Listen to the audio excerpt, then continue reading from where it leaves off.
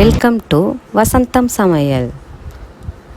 பீர்க்கங்காய் கடையில் எப்படி செய்கிறதுன்னு பார்க்கலாம் வாங்க. இதுக்கு செய்ய தேவையான பொருள்கள்: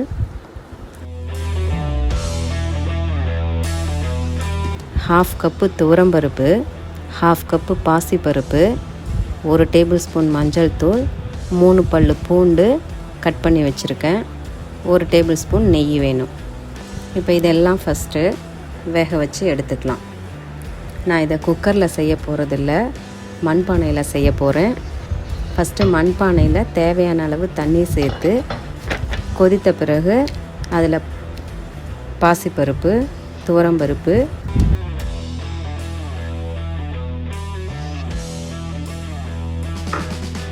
மஞ்சள் தூள்,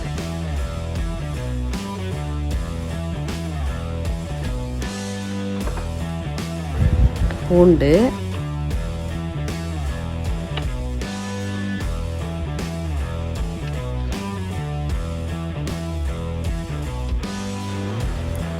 ஒரு டேபிள் ஸ்பூனு நெய் விட்டு வேக வைக்கணும்.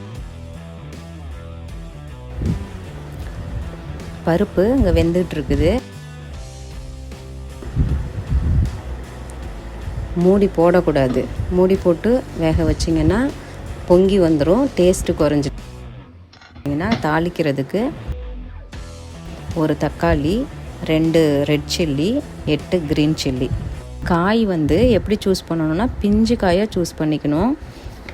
அந்த பிஞ்சு காய் எப்படி சூஸ் பண்ணணுன்னு பார்த்திங்கன்னா, இந்த கேப்பு ரொம்ப க்ளோஸாக இருக்கணும். கேப் அதிகமாக இருந்துச்சுன்னா அது முத்தின காய்.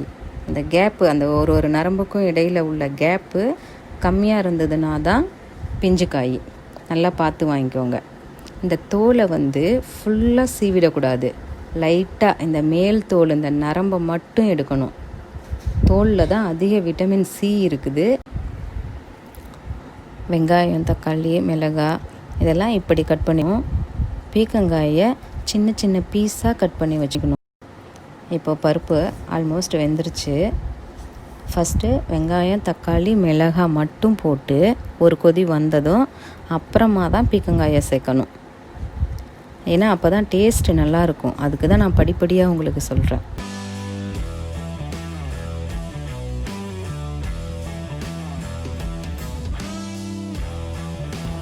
இப்போ பாருங்கள், வெங்காயம், தக்காளி எல்லாம் கொதித்து வந்துருச்சு.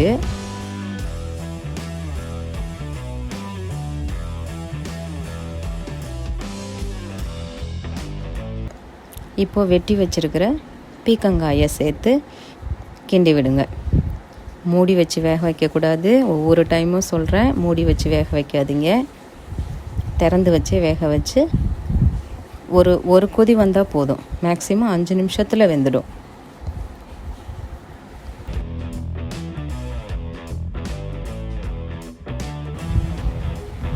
பாருங்கள், இந்த ஸ்டேஜில் இதை மத்து போட்டு கடைஞ்சிக்கலாம்.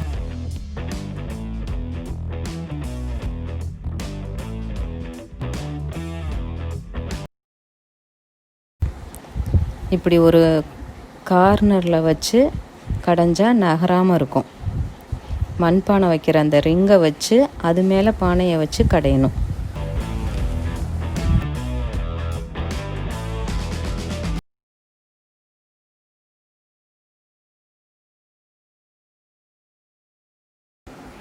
மத்து வச்சு எப்படி கடையணுன்னா, மத்தோட டாப்பை லெஃப்ட் ஹேண்டில் பிடிச்சிட்டு இந்த ரைட் ஹேண்டை கீழே பிடிச்சிக்கணும். பிடிச்சி இப்படி கடையணும். இப்போ யாராவது இருந்தால் ஒருத்தர் மண் சட்டியை பிடிச்சிக்கிட்டு கடைஞ்சால் கூட ஒருத்தர் கடையலாம், ஒருத்தர் பிடிச்சிக்கிட்டாலும் நல்லா கடைஞ்சிடலாம். கொஞ்சம் கொஞ்சமாக ப்ராக்டிஸ் பண்ணிக்கோங்க.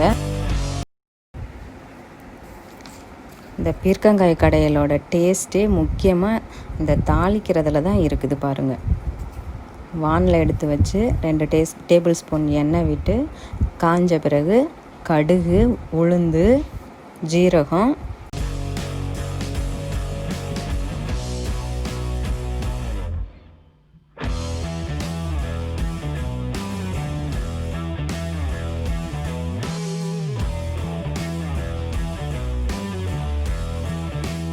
பாதி வடகம் எடுத்து இப்படி உளுத்து போடணும். தென் கருவேப்பிலை, தாளித்து பீர்க்கங்காய் கடைஞ்சதோடு சேர்த்துக்கோங்க. இதையே மண்பானை இல்லாமல் சில்வர் பாத்திரத்தை வச்சும் செய்யலாம். அப்படியே நான் மண் பாத்திரம் யூஸ் பண்ணுறதுக்கு பதிலாக நீங்கள் சில்வர் பாத்திரத்தை யூஸ் பண்ணி செஞ்சுக்கலாம். ப்ரெஷர் குக்கர் யூஸ் பண்ணி எப்படி செய்யணும்னு பார்த்தீங்கன்னா, ஃபஸ்ட்டு பருப்பை எப்பவும் போல் பருப்பை குக்கரில் போட்டு 2 விசில் வந்த பிறகு நான் அப்படியே பானையில் போட்ட மாதிரியே வெட்டி வச்ச வெங்காயம், தக்காளி, மிளகாய், காய்கறி எல்லாம் போட்டு திறந்து வச்சு வேக வைக்கணும். இப்போ குக்கரில் வைக்கும்போது ஒரு மேக்ஸிமம் 10 மினிட்ஸ் தான் தேவைப்படும், அதுக்கு மேலே விடாதீங்க. வெந்த பிறகு எடுத்து அதை தாளிக்கணும். தாளிக்கிறது தான் மெயின். இப்போ கொத்தமல்லி இலையை தூவி எடுத்துக்கணும். சூடான சாப்பாட்டுக்கு நல்லாயிருக்கும். சப்பாத்தி, தோசை, கோதுமை மாவு தோசை, இது எல்லாத்துக்குமே ரொம்ப சூப்பராக இருக்கும்.